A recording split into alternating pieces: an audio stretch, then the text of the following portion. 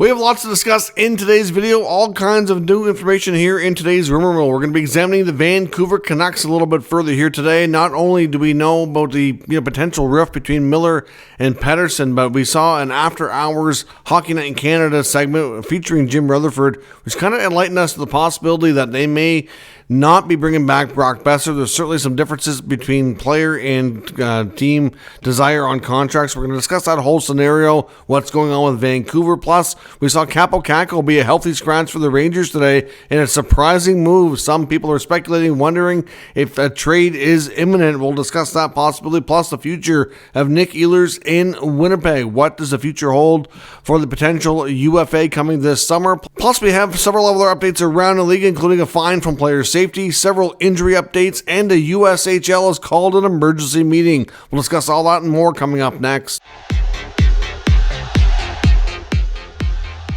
So welcome back to another video here at Top Shelf Hockey. As I mentioned, we have lots to discuss here today. Another very interesting news day. Lots of rumors floating around from the course of the weekend. All the weekend action we saw around the NHL. Of course, today was another busy day of games, but of course, most of the games are all wrapped up early here tonight. Let's get started first with news from the Department of NHL Player Safety. We saw the Toronto Maple Leafs battle the Detroit Red Wings this weekend, and we saw the Red Wings actually pull off a big victory over Toronto. The Maple Leafs did bounce back today and pick up a big win over the Buffalo Sabres, who have now lost 10 straight games. What's going to happen in Buffalo? You got to expect something has to give there. Some kind of a change. They got to try something, right?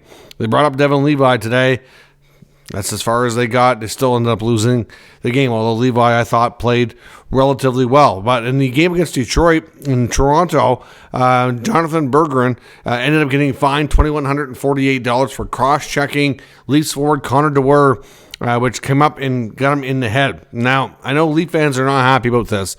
They were expecting a suspension, and I think they were expecting a multi-game suspension, a lot of them, which I'm not sure it was justified, but I've seen a number of Leaf fans on social media comparing it to the Morgan Rielly suspension that he got based off the cross-check to Ridley Gregg after the famous, or now infamous, slap shot into the open cage for the Sens to wrap up the game. Of course, that's gotten a lot of attention, and, well, we know that Rielly faced a 5-game ban for his actions, although I don't see it as the same thing. I think that was more of a premeditated scenario, whereas this was a battle in front of the net and a stick that got up a little bit too high. I don't know that he intentionally tried to get him in the head. Did he make a mistake and go too high? Sure, he did. And he did make head contact. So I thought it might be at least a one-gamer, but a fine is what it is. Department of Player Safety can be quite difficult to predict lately here, but that's where that one stands, and I know Leaf fans are not too pleased. In Minnesota today, they recalled goalie Jesper Wallstedt. Philip Gustafsson apparently was getting checked out, needing a little bit of time away. I'm not sure what the outcome will be of that, and if Gus is going to miss any additional time. Of course, this next week will be busy, and after that, teams are going to have a bit of a holiday break, so we'll see. But Wallstedt was making his debut for this current season. Of course, the young netminder should be with the team full-time next year after the upcoming pending retirement of veteran and one of the greater goaltenders of all time, Marc-Andre Fleury. The Ottawa Senators today announced a couple of moves. One, they recalled goaltender Levi Meriläinen. Of course, Anton Forsberg, as we discussed yesterday, was hurt during pregame preparation, you could say, because he didn't even make it onto the ice for warm-ups.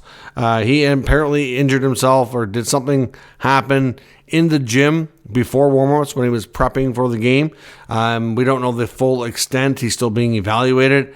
I would suspect it's probably not too long-term, but you really don't know because we don't really know what happened. But Meriläinen has been recalled. The Senators have an upcoming 9-game road trip that is going to be broken up after a bit of a break to go home for Christmas. They've got 4 games coming up. They play Seattle and Calgary this week, and then they have a back-to-back next weekend. I believe it's Vancouver and Edmonton, and then they've got 4 or 5 days off for Christmas. Then they go back out on the road for another 4 or 5 before they return home into like the first week of January because of the World Juniors being in Ottawa. So clearly they need to make sure they have enough players with them for their trips. But Forsberg will not travel with the team, at least not in the beginning. If he's able to join him later on, then he will fly out and meet up with them, and they'll probably send Muriel back. But for right now, he's there. And they did note Ostapchuk was returned to the American Hockey League today, which I don't know if that indicates David Perron is ready to return, or if Ostapchuk is just kind of being papered down on the off days here to kind of reduce their cap hit. Obviously, when they were bringing up Merilainen today, that's probably more than anything a cap move, but we'll find out as we get closer to the Senators playing in Seattle on Tuesday night. And like I said, in Buffalo, they recalled Devin Levi. He played today. Unfortunately, didn't get the win. I thought he played relatively well. The Sabres got off to a hot start, made some great plays. The Leafs were not awake early on in that game. They got a quick 2-0 lead, but then eventually took over, scored 3 goals in like 2 minutes and 45 seconds, something like that. And just bing, bing, boom, and then the Leafs in the lead, and they never looked back. So that's not good for Buffalo. 10 straight. And the Leafs also, I'm not sure if I mentioned this yesterday, but Anthony Stolarz is officially on injured reserve. He will miss at least another game because they have to be on IR for at least 7 days before being activated. So those are your injury updates here for today. I've also seen word here just a short time before I started to record that the USHL has called an emergency owners meeting. We don't know exactly when this meeting is going to take place, but where it's being labeled emergency, I would suspect probably tomorrow. Of course, we know the USHL, in case you're not familiar, is a high-level junior league. It's comparable to major junior hockey in Canada. It's basically that version in the United States. Of course, with all the changes we've seen announced recently that'll allow CHL players to still have their NCAA eligibility, it's making a lot of changes across the whole landscape of development, lower level hockey, especially the junior ranks. Before the USHL would attract a lot of top talent, whether it be because even American-born players always have a history. There's a long history of some of the top talents going to Canada for junior hockey as well, right? I mean, it's happened to some of the great players, like look at Matthew Tkachuk did it, Patrick Kane. Lots of guys have. But if they want to go to college, they couldn't do that before. So the USHL would get those players, and they would, same thing with Canada. They would get top players from Canada that would want to go on to play in the NCAA too. But now those players don't have to go that route. They can still play in the CHL until they're 18, 19 years old, and then make the move to NCAA for a few years before turning pro. So it really changes the whole landscape here. There's been some talk about, would the USHL consider merging with the CHL? We know the CHL, there is some speculation, especially on the Ontario part of the CHL, the OHL, that they may be looking for aggressive expansion. Only thing is that they'd probably want to expand in the United States because they do have a few American teams across the CHL. And the only thing is USA Hockey would have to approve any of those moves. And I don't know if they're going to want to do that, right? So it's kind of difficult to say how this is going to go. But there's definitely got to be, my guess here is that there's some talks going on in the background that we haven't quite heard about or got leaked yet. And we'll probably find out in the coming days. But we'll see how the junior ranks of hockey in North America are changing and what the outcome of this emergency meeting is in the USHL sometime in the next little bit. Now, as I mentioned, in the rumor mill today, we got some very interesting stuff to take a look at. First up, I wanted to talk about the New York Rangers. Have been a hot topic here the past 2-3 weeks. We've seen them trade their captain. We've seen them go on a major skid here. I think they've got, 3 wins in their last 10 or something. They're not good, and they've lost a bunch here in a row. Lost again tonight against the St. Louis Blues. They just seem like they're a bit of a mess. Even Igor Shesterkin, after signing that major big-ticket contract extension, hasn't been great either. He's had a few stinker games in there. The team just seems to be in complete disarray. And then today, they surprised people. Of course, I understand, when you're looking at either back-to-back situations or when you have a lot of games in a short span, you might make some lineup changes to keep as much fresh legs in the lineup as you can. Like Kakko was a healthy scratch. And I know a lot of people were shocked, going, well, of all the messages you could send, of all the players you could sit, trying to send a message here, it's Kakko. Like, it just didn't seem fair or justified with the decision from head coach Peter Laviolette. So that led to a lot of confusion, saying, well, is this really the case? Is this strictly a coaching decision, or is there more to it? We know that we've heard enough times now from Elliotte Friedman saying the Rangers are wide open for business. They will consider trading just about anybody. You take away a couple of guys that just signed long-term this season, like Shesterkin, like Lafreniere, everybody else is on the table. Now, some of them have no trade clauses, so you may not be able to move them if they don't want to agree to it. But at the end of the day, Chris Drury, the GM, is willing to entertain conversations about just about any player there. So really, to have a conversation or a trade that might involve Kakko would not be shocking. Has he worked out to be the player you hoped he'd be, being a number 2 overall pick behind Jack Hughes, a number of years ago? No, he hasn't. But, he has been having a decent year. And based on his own personal standards and where he's at as a player, I think it's fair to say that he's slowly coming around. Like, look at Lafreniere. These guys were not exactly given top 6 minutes, top line minutes. They had to play a different role. It was, not easy for them. And, eventually Lafreniere kind of found a way to break through and create a spot higher in the lineup. But, at the end of the day, did Kakko deserve to be a healthy scratch? You could make an argument that he didn't, that there's other passengers on that team that probably deserve to sit out before he would. But, an interesting choice. It just created a lot of chatter wondering if a trade's coming, because his name has been out there as an interesting, target. There's a number of these players with the Rangers that are going to need new contracts. Kakko's not signed long-term, so what does his future hold? It's just got people talking. We don't know for sure, but considering we know from a number of reports that they're wide open for business, it just seems like a questionable move, and it's making people wonder if a trade is being discussed and they want to protect their asset, and if we'll see something come together here in the coming days. Time will tell. Now, before we get into the Canucks, I just want to touch on another topic quickly first, because the Canuck segment will be a little bit longer here, but there's been a lot of chatter about the future of Nikolai Ehlers in Winnipeg. He's been a player we've talked about dating back to last year, especially at the end of the year and into the offseason, because there was a lot of comments at the end of season, especially from Ehlers, that kind of left a lot of people with the impression that it was a far from a guarantee that Nick Ehlers was going to re-sign with the Winnipeg Jets and extend his tenure in Manitoba. Now, of course, we know that Nick Ehlers and the Winnipeg Jets are having a fantastic season right now. So, is Ehlers, his numbers are good. He's not exactly like blowing things out of the water here, but like the team got off to a ridiculously hot start.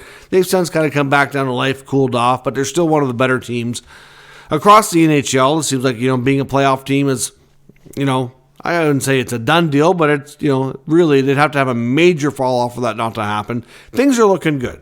So depending on the restricted free agent forward, he's probably not getting moved. There's still a lot of uncertainty around his future, though, because we haven't really heard of any speculation about a contract extension being worked out. We know based on his comments at the end of last season, he was non-committal to extending. Definitely said a lot of the same things, though, that we heard out of the same voice of like Mark Scheifele, Connor Hellebuyck, saying that, before they extend, they want to be comfortable with the team's direction. They had to talk to the management, talk to the organization to get a feel for the direction, where we're going, how's this team going to look. They want to make sure that they have an opportunity to win, which is understandable. And it's their right as potential unrestricted free agents to kind of have an insight to what the team's feels it's going to do. Right now, we didn't get that surprise signing from Ehlers like we did with Scheifele and Hellebuyck. And at the end of the day, I don't know that we're going to throughout the season. He might be an interesting name to watch. Recent comments kind of got people talking about could he end up in Montreal with his old buddy Patrick Laine. Now, Patrick Laine and Nick Ehlers were great friends when they were both quite young, playing with the Winnipeg Jets. I know Ehlers was probably sad to see Patty go. When he got traded for Pierre-Luc Dubois, they remain pretty good friends to this day, and there was just recent comments made from each of them. Like Ehlers was asked about what he thought of his old buddy Laine. The fact that he's now playing in Montreal after going through that big injury at the start of the season, so he had a delayed start.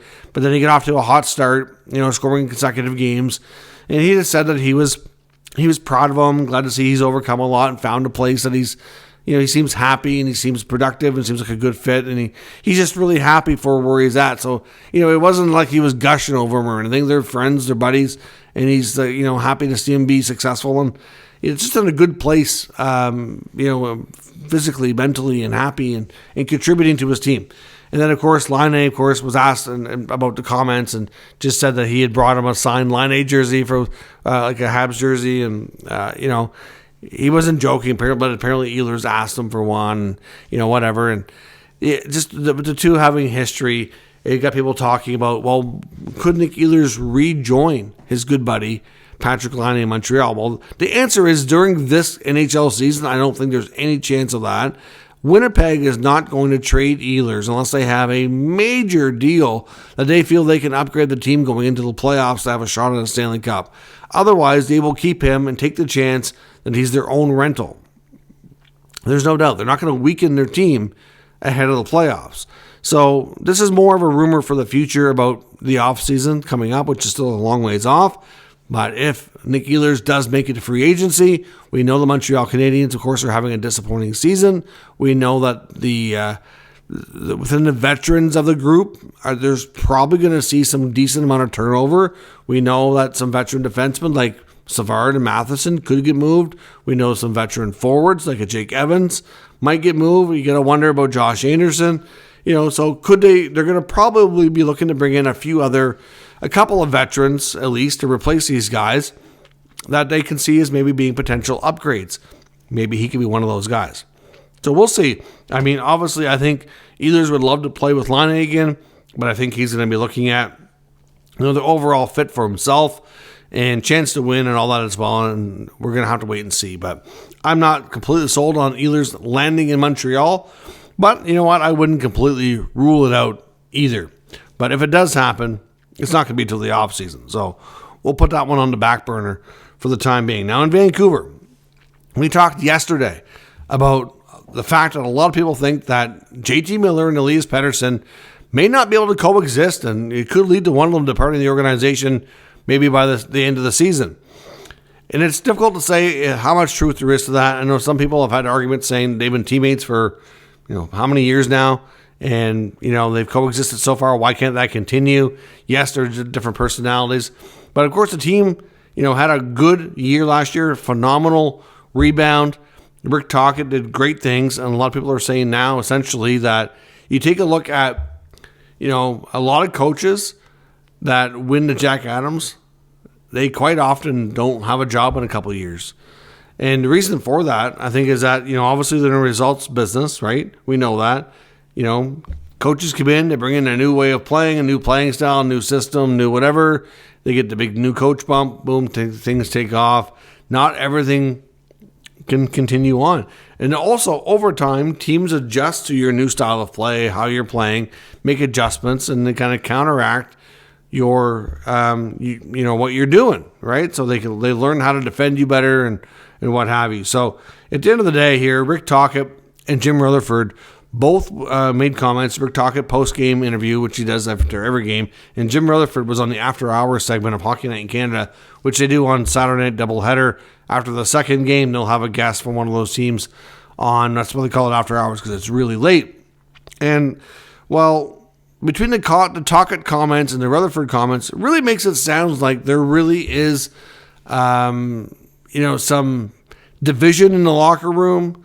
It makes it sound like the Canucks at this point don't really believe they're contenders. And it also makes you wonder that besides the whole Pettersson-Miller debacle, and well, we don't know how much truth there is to that, but regardless of what there is to that, it sounds like there's a decent possibility that Brock Besser and the Canucks may not be able to work things out, and he might be one that goes as well. Now, Tocchet made comments after their loss to the Oilers saying essentially that, or to the Bruins, sorry, not to the Oilers, after they got basically kind of embarrassed on Saturday night, saying that they had 3 or 4 players that were struggling to be emotionally engaged. And he also said that, that's kind of on the coaches to make sure that their players are ready for that and feeling that way. And they weren't. And he said, basically saying that, and he date back to their game against Edmonton not long before, he made similar comments saying that, they are not a good enough team that, some players are not going to have their A game every night, but they need to have, everybody going to win. Whereas he said the Oilers can have half their team be asleep and their top guys are good enough to drag them through and still figure out a way to maybe get a win. I don't agree with talking on that one. I mean, you have some elite talent. You have two players on your team, as in these guys that apparently don't like each other, that are both former 100-point players and elite centermen that should be able to drag their team into the fight and find a way to win in those scenarios, just like you see Connor or Leon do. Maybe it's a leadership issue. Maybe it's a coaching issue. I don't know. Jim Rutherford on After Hours made mention that he feels that they need to make multiple trades. He said they feels like they need at least a couple of new players to come in before they'll really have a shot at contending. When it comes to Brock Boeser's contract, he did acknowledge that they really weren't close to a new deal, and essentially saying that with Boeser that the team and the player have a very different opinion on where things should be. So it sounds like they are nowhere near close on a contract extension, which isn't good. Obviously, if Boeser were to depart, that would be a big blow. That's going to be tough to replace. Again, if Vancouver's in the mix for playoffs, and I believe they will be, are they going to downgrade their team and trade a pending UFA like Brock Boeser? I would think probably not. But, this is a team that thinks it's in a contention window. They're not going to want to downgrade their team at all, period, right? They think they're going to want to go full steam ahead. So with, Rutherford saying that they're still a few pieces away, making mention that Boeser and the team basically are really far apart, that there's lots of different philosophies on that. And then on top of that, with the Tocchet comments, it just sounds like there's a lot of division in that locker room. We've heard some reports from Vancouver media saying that they're kind of even starting to, almost be like leveled off in cliques or what have you. So I don't know. It's really concerning to see the Vancouver Canucks team maybe imploding. You saw Thatcher Demko not have a great game the other night. That wasn't good. And it does look like there's too many passengers at time. But I do wonder, to some degree that's on the coaching staff. They also made mention on, Rutherford did on the After Hours segment about how the power play, sometimes when it's not clicking, that they become individuals out there. And again, they're not playing for each other, not really working as a team. They become, a one-man show trying to get it done, which often results into not being successful. So it's just a really tough spot in Vancouver right now. Obviously, you've got, some losses there that you're not thrilled about. But, you also have a coach that seems to be struggling to have his team emotionally invested. You have the GM saying there's still a few players away from being able to contend. But yet last year, they won a round, they lost a round 2, and a lot of people were convinced that it was really close in round 2. They weren't that far off from going to a conference final. So if you felt that way about your team now, why do you not feel about that way today? It's not really that drastically different. So it's just really bizarre on where things are going. But as much as we talked about Miller and Pettersson yesterday, and I want to expand on that today here, the bigger thing that to me I found surprising is sounding more and more likely that there's a real possibility that the Canucks and Boeser may not be able to come to an agreement. And he could be one that goes out the door for a new team sometime next spring or summer. So let me know your thoughts on the Canucks, the Rangers, and the Ehlers Rumours. Where do these players end up? What moves do we see? Let me know your thoughts in the comments down below, and we can discuss further. If you're new to the channel, of course, make sure you subscribe and stick around. We'll keep you up to date with all the news, rumors, and analysis of all 32 NHL teams. Thank you for watching. I'll catch you next time.